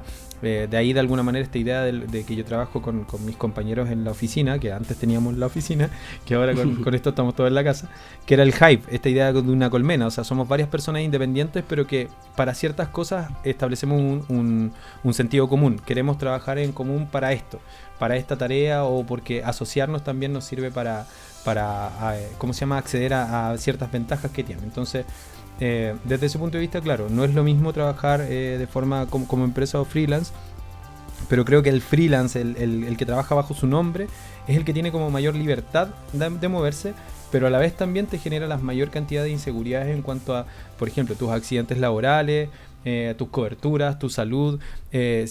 ¿Qué pasa si te quebráis la mano? Yo hace poco me saqué la mugre por ahí cerca de ¿cómo se llama?, de Plaza Italia. Andaba acá caminando, o sea, venía en la ruedita cerca, en el Airwheel, monociclo eléctrico, y me caí en un hoyo, ¿cachai? Me faltaban baldosas y caí en un hoyo y me lesioné la mano, y estuve 2 semanas prácticamente sin poder mover mi mano derecha, que es la del mouse, ¿cachai? Y me tomó 1 mes y 1 semana recuperar 100% la movilidad de mi mano. Y en ese minuto, ¿qué pasaba? No, tiro una licencia a la empresa y chao, pues me quedo en la casa y con goce de sueldo, después tengo que cobrar, ¿no es cierto?, mis licencias, etcétera. Aquí no, porque si no trabajo no genero nomás, ¿cachai? Entonces hay ventajas y desventajas en ese sentido, ¿cachai? Pero siempre hay que barajarlas, no las vaya a tener todas, en ninguno de los casos las vaya a tener todas. Yo siempre decía, si yo me siento todos los días en un horario fijo, bacán, tengo unas lucas fijas que llegan a fin de mes, pero siento que se me seca el corazón, en el sentido de que ya lo hablábamos también con el tema de la creatividad, de sentarse, ¿no es cierto?, el famoso, para mencionar también en este capítulo, la caca, ¿no es cierto?, anda a crear ahora ya, ¿cachai? Y es como, no puedo ahora, o no quiero ahora. Y muchas veces también me he visto en esta modalidad freelance con mis compañeros decir un lunes a las 3 de la tarde, ¿sabéis qué? Vámonos al parque un rato a sentarnos, o vamos a caminar, o vamos a dar una vuelta, o vamos a comernos unos completos con unos chops, y listo, y cortar en ese sentido la jornada y tener esa libertad. Pero eso también está a cambio de que después podéis terminar trabajando hasta las 4 de la mañana porque tenéis que trabajar. Dale, pero es lo que tú quieres, no es lo que te están obligando a hacer, ¿cachai? Creo que desde ese punto de vista, para mí el mundo freelance ha sido tan hermoso, ¿no es cierto?, y maravilloso. Pero por el otro lado tiene también esta cosa de que muchas veces me he visto trabajando más horas de las que he querido porque tenéis que cumplir con la pega y no hay nadie más que la haga, ¿cachai? Tenéis que hacerla, tú te metiste en el tema, y si no organizaste bien tu tiempo, allá tenéis que ir y solucionarlo. Sí, eso es verdad. Justamente lo que dices tú es muy cierto. Es que no hemos visto, yo creo, todo eso. Por eso nos gusta este tema. Yo creo que este tema da para más de un capítulo, la verdad, pero hemos tratado de resumir algunas ideas principales. Tomando una de las que está ahí, primera o segunda categoría, creo que hablamos un poco de esto. Cualquiera de nosotros trabajando personal, ¿no es cierto? Entiendo de que segunda categoría, y primera categoría serían las empresas. ahí a Fran le toca hacer primera categoría con su empresa, ¿no es cierto? Dentro de lo que es servicio de impuesto interno. Y tú, Vlad, ¿en qué modalidad estás ahí ahora? No, yo tengo la dual, oficina, como siempre. Ya, pero por eso, ahí tú trabajáis bajo la empresa, es como Sí. trabajáis bajo la primera categoría. Justamente. Sí, y eso también es importante porque si basado un poquito en lo que decíamos anteriormente, al freelance le van a pedir que boletee. La agencia que facture. que lo subcontrata le van a pedir que le dé una boleta de honorarios porque está haciendo un trabajo de una persona, por lo tanto está entregando un honorario. Pero cuando trabajas con un cliente directo, por ejemplo, y le estás, no sé, entregando un sitio completo a una empresa, esa empresa lo que le estás vendiendo es un producto o es un servicio completo. Por lo tanto, no son honorarios los que te van a pagar el servicio. Por lo tanto, ahí uno debería facturar. Y uno incluso puede crearse una empresa individual de responsabilidad limitada, así es re fácil. Es verdad. Pero cuando vas con el cliente final, lo ideal es tener factura más que Factura. boleta. De hecho, el salto de la boleta a factura es maravilloso. O sea, es maravilloso porque muchos clientes, efectivamente, es lo que dice Francisco. O sea, a mí me pasó muchas veces. Tú puedes trabajar freelance para una agencia, ejemplo, y no hay problema porque le puedes boletear. Pero ¿qué pasa cuando saltas de la agencia que te contrató a la empresa que contrató a esa agencia? ¿Cachai? Ahí está el salto, porque cuando tú trabajas directamente con una empresa, la empresa no te va a soltar una boleta. Te va a decir, oye, compadre, tienes una factura. ¿Cachai? Y ahí uno tiene que crecer. Ahí viene el paso de crecer. De hecho, por lo mismo, uno tiene que formar una sociedad limitada, ¿cierto? O una IRL también, ¿cierto? O Claro. CPA también. De hecho, en estos momentos yo tengo con mi mamá una CPA, por ejemplo. Oye, ¿por qué no? ¿Tu mamá ofrece servicios para que le hagamos ¿De qué publicidad? tipo de servicios quieres hablar, Francisco? Mi mamá, no De sea mal contabilidad. educado, por favor. De contabilidad. Sí. De contabilidad. No, es que... Digo, No, para pero ojo, para que le dejemos el Ojo, mira, contacto. para aclarar ahí, claro, yo conozco a Marusa, tremendo personaje, ¿no es cierto? Muy simpática, muy cercana, muy amistosa, me ha ayudado también en temas contables, dio charlas también con OpenD. Cierto, weón, que una que- vez contigo, sí, pendejo, me acordé. Sí, y hablando justamente de estos temas que Sí. tenían que ver con cómo acercar de alguna manera a los diseñadores a este mundo de la contabilidad que nos suena tan árido y tan como innecesario cuando hasta que te das cuenta, entre comillas, de que en la medida que aprendí a manejarte con esto, empecé a sacar ciertos beneficios, ¿cachai? Es decir, aprendes a gestionar mejor cada uno de los pesos que genera tu trabajo, de alguna manera. Entonces, Marusa efectivamente da estos servicios contables, ¿no es cierto? Pero también, ojo que para mí también ha sido muy entretenido conocerla por el lado del desarrollo personal. También trabaja sí. por ahí. Así Bueno, que sí. sí hay dos servicios válidos en ese sentido que Sí, podría mi vieja hacer. trabaja en eso de las terapias, todo de esas cosas, y aparte en contabilidad. Entonces, O sea, Así que- te arregla las finanzas y me los alinea chakras. los chakras, sí, bueno. O La sea, yo línea soy de un los poco, chakras, soy un exacto. poco, ¿cómo se dice esta cuestión? Distante con ese tipo de cosas, pero casi arreglo cuchillo de palo, weón. Está bien. Pero lo intento que me alineen los Oye, chakras. mira, chicos, antes de pasar a la parte en la que Francisco tiene ahí un par de cosas interesantes que compartir como links que les pueden servir a todos, la idea de, ¿es necesario tener el portafolio, encuentran ustedes, para partir como freelance? Sí, completamente. Después que uno se hace el camino de andar, no hay ningún problema. Pero para partir, sin un portafolio, hasta luego. Exacto. Y eso, bueno, eso lo tocamos. ¿Cómo? Y ahora van a salir. Uy, pero las empresas hoy día están pidiendo que con 20 años recién salido ya tenga experiencia laboral. Qué lata. Dejen de Ese quejarse. weón, hagan todo el algo. día, weón, quejándose. Así me sorprende, ¿sabes? De hecho, yo conocí a Joel por lo mismo, porque en la comunidad de diseño se quejaban tanto, weón, Bueno, buenos para y el quejarse. único que no se quejaba era Joel. Y yo puse una moción, puse ahí en el grupo de diseño, deberíamos juntarnos todos y hacer un gran grupo de diseñadores. Y de repente Joel me escribió un tiempo y dice, oye, pero eso ya existe, mira, ahí está, vente para este lado, vente para aprender. Joel, Conversa. Ven a este grupo. Joel llegó ahí en Se su llama ruedita. Sí, Open Day. conversa conmigo, tengo rueditas, monociclo eléctrico. Claro. Acá todos nos abrazamos, nos hacemos cariño y nos apoyamos en Sí, esta y comemos tarea. pan con palta en la plaza y un montón de cosas más. También. Pues si Joel hacía una actividad que se llamaba pan con palta. Aguacate. Sí, po. Y nos juntamos en la plaza con todo grupo de personas que... Con gente desconocida. Con cualquier persona que quisiera comer pan con palta en la plaza. Y Joel ponía el anuncio, llevábamos la palta, el pan y todos los que querían llegar llegábamos. Y yo me acuerdo de haber vivido unas par de veces que tuve tiempo a arrancar un pan con palta. Imagínate. Tengo una teoría de la conspiración. A ver, ya cuenta. Yo creo que a Joel le importaba muy poco juntarse con la gente y compartir pan con palta. Lo único que quería era acumular los cuescos que quedaban de ahí para poder hacer su Nunca lo pensé, weón. Toda la razón para andar después haciendo esculturita y todas las esculturitas que hace. Bueno, he sabido ya de que hay gente que me regala cuescos, o sea, que se junta conmigo y me dice, toma, te traje, y me pasan bolsas con cuesquitos de palta, por loco. Con eso yo después hago mi escultura.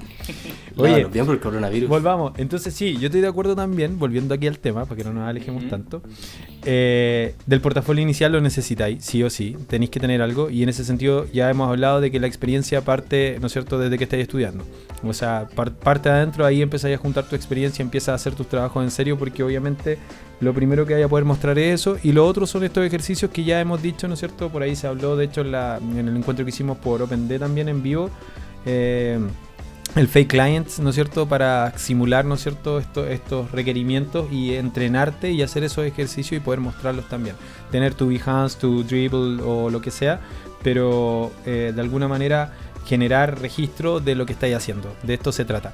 Y no solamente visual, sino que también habíamos dicho en el capítulo anterior de que el portafolio también puede estar compuesto por tu Medium o algún lugar donde escribes y donde se ve el cómo piensas, el cómo funciona tu cerebro, entendiendo de que esa es la principal herramienta de un diseñador. Sí. Con eso cierro esta idea. No sé si quieren agregar algo más puntualmente del portafolio. Sí, y le doy la palabra a Quiero agregar un punto ahí, perdona. Dele nomás. Que justamente este miércoles, no sé si antes o después que se publique este capítulo, pero bueno, este miércoles voy a subir un video que es primera vez que lo hago, pero quiero hacerlo principalmente para motivar a otras personas que hagan lo mismo. Voy a hacer un review de un estudio de caso de un proyecto real, de un sitio web que yo diseñé.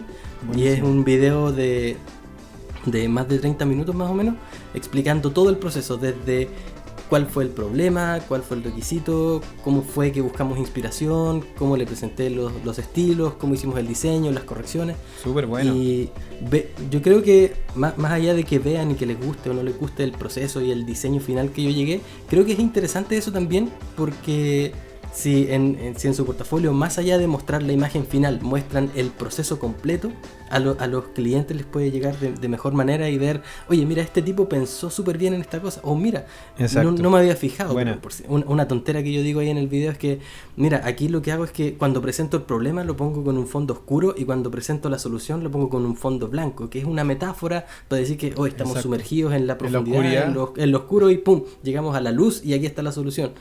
Son metáforas muy visuales, sutiles, pero a los clientes de pronto no llegan a verlo de esa forma, y cuando se lo explicas puede dar luces de que, mira, esta persona pensó más allá incluso de que se ve bonito.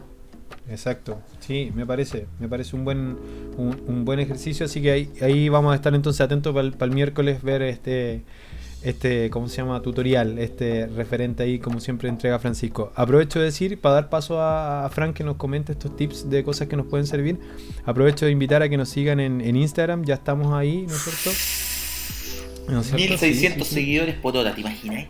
Exacto, tenemos exactamente 17 seguidores en 10 minutos, weón. Dicen Ores. acaba de caerse Instagram. Claro.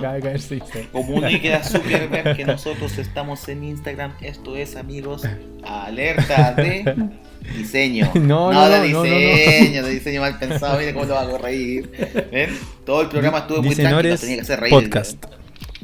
Ahí nos tienen que seguir, chicos, Disenores Podcast, así que nos van a poder encontrar en Instagram, así que con eso le doy el paso a Francisco para que nos comente estas herramientas y tips que tiene ahí para los que somos freelance, ¿no es cierto?, que nos ayudan ahí al día a día. Ya, pues cerrando el ciclo con el cliffhanger que dejamos al principio, como un ouroboros que se come a sí mismo, vamos a compartir estas dos herramientas. La primera es una herramienta que me gusta mucho, que lo hizo Laura López. Seguramente alguno de ustedes la conozca porque ella escribió el libro del Imperio Freelance y y he hecho Española, cursos ¿no? en línea, sí, española. Ajá. Entonces ella hizo un sitio web que se llama calculadorafreelance.com, bastante conocido, pero por si es que alguien no lo conoce, los invito a visitar calculadorafreelance.com. ¿Qué es lo que van a encontrar en esa página?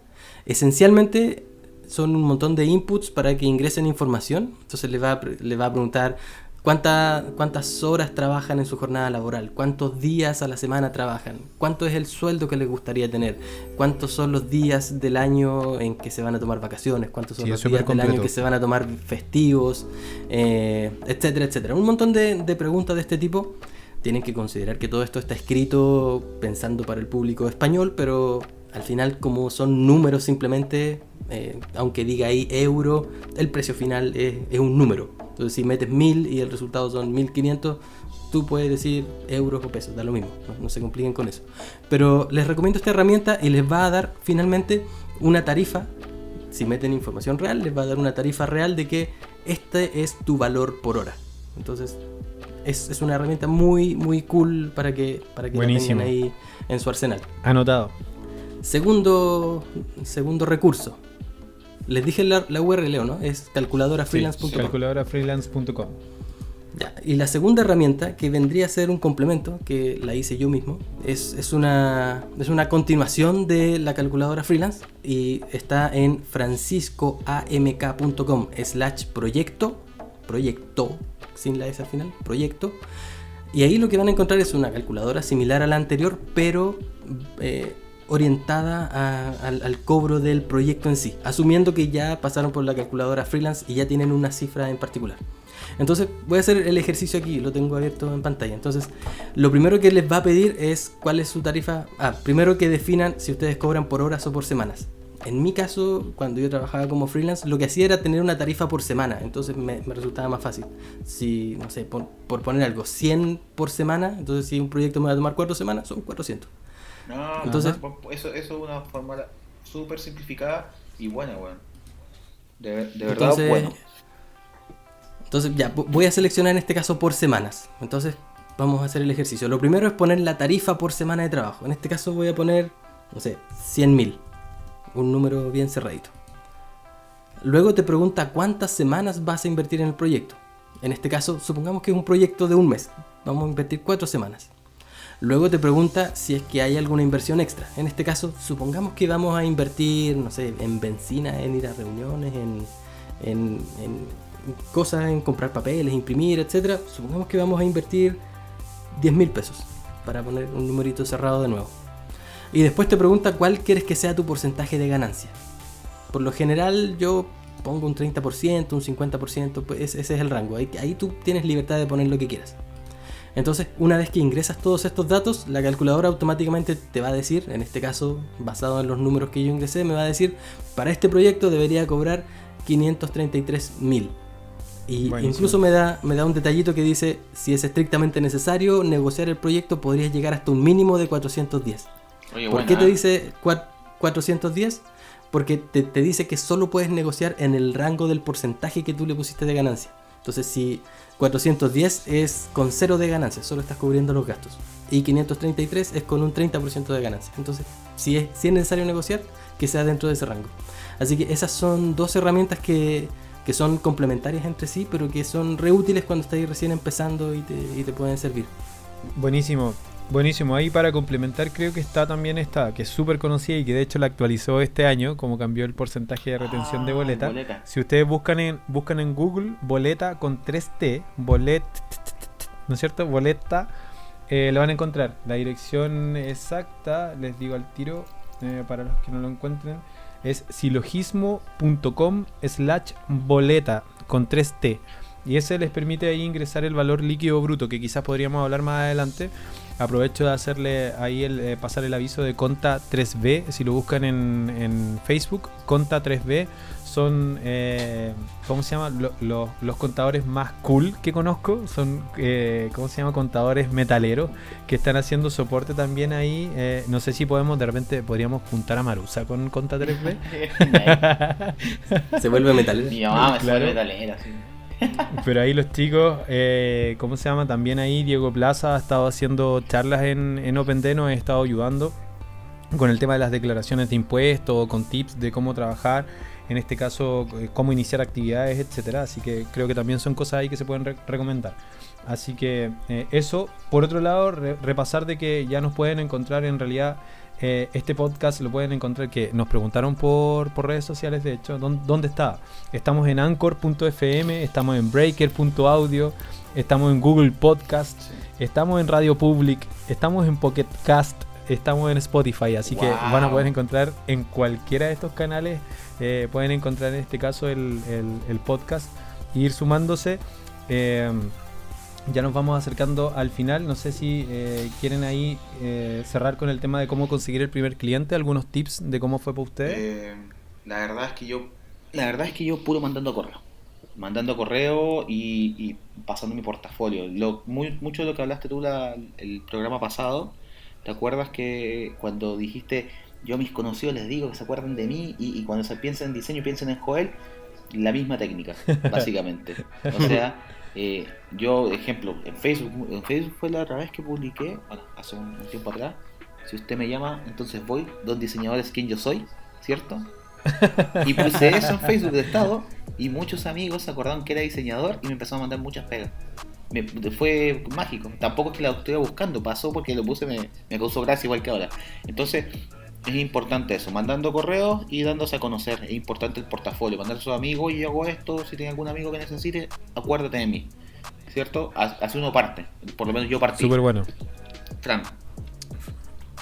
Sí, yo en realidad no sé mucho acerca de cómo conseguir el primer cliente, pero sí cómo conseguir el primer proyecto para tu portafolio, los primeros 3. Todos tenemos algún amigo, algún familiar, alguien que tiene algún pequeño negocio, o todos conocemos alguna fundación, alguna iglesia. Todos tenemos algo en donde podemos acercarnos y hace falta diseño. Así que no es una excusa que viene recién saliendo de la universidad o del instituto, o que estás recién comenzando para decir es que no tengo ningún proyecto real para poner en mi portafolio. Es súper fácil tener un proyecto real porque lo puedes hacer pro bono. Te acercas o incluso te acercas a algún cantante que te guste y que no tenga sitio web o que no tenga logo y se lo puedes ofrecer. Siempre hay algo para hacer en el mundo real con el diseño. Así que don't be lazy. Muy bueno. Aprovecho ahí de mencionar a Coque Romero. Coque Romero va a estar probablemente en estos días. Estamos viendo si en OpenD logramos hacer ahí, levantar una sesión en vivo. Que tiene que ver justamente con lo que mencionaba Francisco. Él está con esta iniciativa de que no todos los proyectos tienen que ser, en este caso, necesariamente pagados cuando estáis partiendo, y que en estos días, entendiendo toda la contingencia país, de que lo importante que es poder también disponibilizar algunas horas para apoyar a algunos emprendedores que están necesitando su web, que están necesitando su marca, que están necesitando algún canal de difusión, ¿no es cierto? O comunicacional que les permita llegar a sus clientes. Y él lo ve en una parada mucho más filosófica, de la cual yo estoy súper de acuerdo. Si queremos ir para el otro lado, lo mencionábamos en el capítulo anterior, esta idea del karma, ¿no es cierto?, profesional. Ayudar a otros sin duda les va a retribuir, ¿no es cierto? Les va a traer de vuelta pega, eso asegurado. No necesariamente el foco tiene que ser siempre generar lucas, muchas veces puede ser generar experiencia, y en ese sentido los 3 primeros proyectos podrían efectivamente ser dentro de tus amigos, y hoy día más que nunca el poder ayudar a gente que esté emprendiendo. Aquí en el mismo edificio en donde yo vivo hay gente que está vendiendo pan, gente que está vendiendo, está ofreciendo el servicio de ir a comprar, ¿cachai? Ir a comprarte las cosas, traer cosas, ya que yo voy a ir al supermercado, voy a ir tal día, alguien necesita que le traiga algo y le mandáis su lista y él las trae. Impulsar, apoyar, ¿no es cierto?, a ayudar de alguna manera a que otros también logren hacer su negocio. No quiere decir que trabajéis gratis y menos todo el mes, sino que en ese sentido pongas visión un poco en lo que estás haciendo y que esto se pueda ver. Puede ser un caso de estudio y mostrar justamente tus habilidades para ayudar, y cómo el diseño de alguna manera puede ser el valor agregado para que elijan a una persona o que hoy día tiene su emprendimiento, que está empezando. Podría ser interesante. A mí me tocó personalmente cuando conseguir mis primer clientes básicamente por hablar. Hablar mucho de... Ustedes saben que yo hablo muchísimo. Pero hablar de lo apasionado, de lo apasionante, de lo apasionado que soy, pero de lo apasionante, ¿no es cierto?, que es el diseño para mí, ¿cachai? Porque yo estaba estudiando todavía, estaba terminando el segundo año, y andaba alucinado por todos lados hablando de que era diseñador, que estaba estudiando para ser diseñador. Y en una reunión familiar, una de las personas que estaba ahí, ¿no es cierto?, en una de esas reuniones familiares, su hermano trabajaba en Telefónica del Sur. Y ese fue el que me contactó para esta primera pega que yo les comenté al inicio del capítulo. ¿Cachai? Entonces, ¿cómo conseguir clientes? Considerando obviamente todo lo que ya han mencionado, para mí fue hablar y que los demás vean lo apasionado, cuánto yo disfruto hacer esto. Y en ese sentido, sin ni siquiera haber hecho un diseño a esa altura que se haya conocido, más allá de los trabajos que hacía para la escuela, me llamaron, me contrataron y el proyecto estuvo. Y para mí fue emocionante ver de que de alguna manera ese proyecto que estuvo en tu computador pasara a la vía pública, ir en la micro y sacarle una foto a un kiosco en donde veis tu pega, ver gente, familiares que te mandaban fotos, estoy hablando del año 99-2000, ¿cachai? La gente mandándote una foto que no era fácil de mandar por un teléfono con una resolución de porquería, ¿cachai? Me ahorré el garabato, ¿cachai? Pero que se emocionaban por ver tu pega. Y eso quiere decir básicamente de que todos sabían de que yo era diseñador, ¿cachai? De que muchos se enteraron de que yo estaba formándome para ser diseñador. Para mí eso fue clave, y ha sido clave creo toda la vida. Yo por ahí he dicho, me he tirado piqueros en la piscina y he conseguido clientes porque me pongo a hablar con la gente y les comento, rápidamente busco cómo hablarle de que en este caso yo podría ayudarle de repente a resolver algún problema de diseño comunicacional. Chicos, le doy la palabra para agregar algo ya al cierre. Oye, podemos, ya que cerramos el tema, podemos hablar de lo que pasó esta semana. Ya cuenta, ya. Buena, Ya, pero buenísima cuéntalo. forma de cerrar. Dale.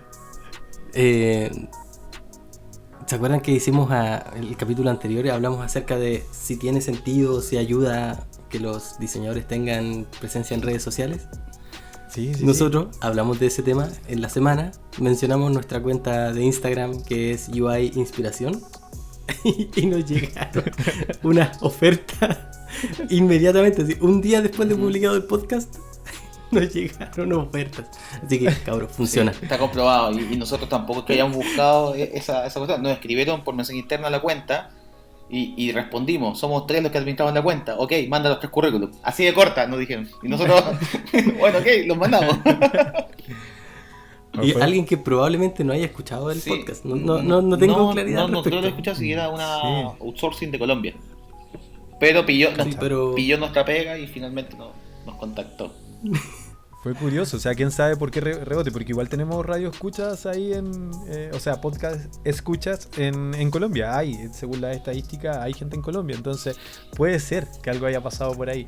Pero es interesante ahí ver el ejercicio justamente de que práctica. Hablábamos de que hay que estar comunicando, ¿no es cierto?, lo que uno hace, porque eso atrae pega, y al otro día automáticamente pasa. Fue muy, muy gracioso y de alguna manera yo por lo menos como que me reía nervioso. Sí, fue cómico. La verdad es que fue... Y fue como... Si sale o no sale algo de ahí, da lo mismo. Lo interesante es que llegó justo Exacto. En el momento... Claro. Y bueno, y le vamos a ir contando los otros capítulos cómo evoluciona. No sabemos si de repente vamos a terminar ahí trabajando en algún proyecto en particular, pero ya al menos ocurrió algo ahí interesante y les vamos a ir contando. Chicos, entonces palabras al cierre. Básicamente quiero recomendarles, ya que mencioné a Laura, muy simpática ella, con su calculadora freelance, quiero recomendarles también el libro que ella escribió, que está re bueno, que es el Imperio Freelance. Es re bueno y está Imperio barato bueno. Está barato en Amazon. Yo me lo compré, me salió como 3.000 pesos, algo por ahí, pero está bueno. Aprovechar de gastar en estos días que todo se compra online, ¿no es cierto? Aprovechar de hacer estas compras interesantes. Yo voy a disponibilizar nuevamente un link en OpenD respecto de una recopilación de libros que hice. Pregunté el otro día por un par de libros y me llegaron como 100 distintos libros. Así que eso los sumé a otra, ¿cómo se llama? Lo sumé a otra colección que ya habían disponibilizado los chicos en OpenD, así que hay un repositorio ahí bien interesante para compartir, ¿no es cierto? Online, así que lo van a poder ver. Ya Don Black, le toca. Es una carpeta de respaldo, no es piratería. No, es una carpeta de respaldo, sí, eso está claro. De hecho son libros gratis, no todos de hecho están completos, ojo.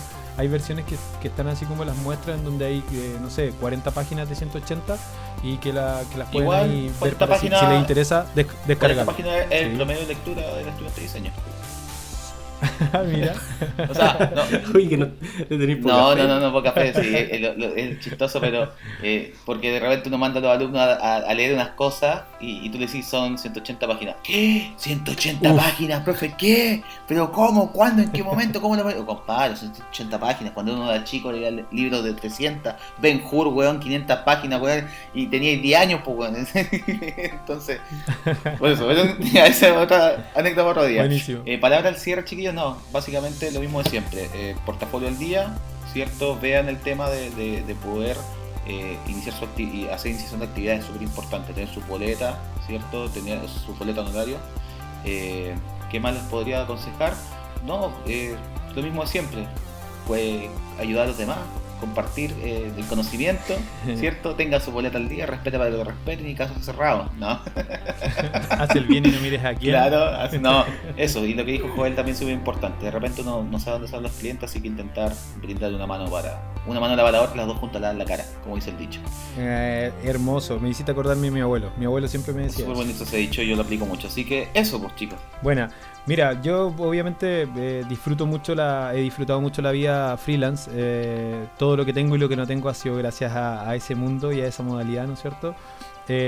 Me quedo en este caso con la pasión por el tema, de que te guste tanto, de que lo disfrutas. Y en ese sentido, no dedicarte a esto si te das cuenta que en realidad no puedes. Si te quieres lanzar como freelance, prepárate, junta de alguna manera, hazte un colchón de dinero previamente para que puedas estar unos meses en los que si no te funciona la modalidad, ¿no es cierto?, tengas de alguna manera a qué recursos recurrir. Idealmente, cuando estáis viviendo todavía con los viejos, es el momento ideal para testear y probar durante un largo tiempo, ¿no es cierto? ¿Cómo se llama? Ponerte en marcha pero si estáis trabajando hoy día y estáis pensando en lanzarte freelance, prepara ese colchón y lánzate, pero no pienses en que esto va a funcionar en 1 o 2 meses. Yo creo que tiene que ser una modalidad que tome por lo menos unos 3-4 meses en donde puedas testear si efectivamente tus esfuerzos empiezan a dar frutos. Antes de eso es simplemente el saltar, pero medio amarrado. Y yo creo que para tirarse a freelance hay que saltar a ojos cerrados, ¿no es cierto?, con toda la planificación previa, pero saltar y creer en que va a funcionar. Francisco, ¿queréis decir algo? Sí, cortito. Diga. Y si viven todavía con sus papás, aporten algo, sean cargones. Sí, obvio. Paguen las cuentas que sea. Claro, por último, rájense con el Netflix Premium 4 pantallas Full HD, po. Por último. Rájense con unas papas fritas una vez a la semana, no sean cagones. También, y hagan aseo, chicos. Eso. Sí. Bueno, mira, vamos a ver, yo creo que vamos a tener que dividir esto en un par de capítulos. Vamos a ver ahí cómo sale en edición. Y si no, agradecer a todos los que llegan hasta esta parte semana a semana. Agradecemos los comentarios, ¿no es cierto?, de si esto ha estado aportando. Efectivamente, para nosotros se nos llena el corazón. Lo hacemos con esa intención, la verdad, de poder aportar un poco a todo este tema de los colegas y contarles de que se están realizando varias iniciativas que están buscando nuevamente este camino de gremializar un poco el tema de los diseñadores, competirle por ahí un poco a lo que ha pasado con el colegio, que nunca ha logrado tomar fuerza. Así que les vamos a estar contando ahí en los siguientes capítulos. Lo vamos a publicar también por OpenD. Saludos a la gente de Nedi, a la gente de los cabildos en Valparaíso. Y nada, como les digo, síganos, seguimos hablando y nos vemos ya la próxima semana. Saludos, chicos, muchas gracias por el capítulo de hoy, por todos los conocimientos compartidos. Gracias a ti, Joel. Que estén muy bien. Chau, hablamos. Nos vemos. Chao.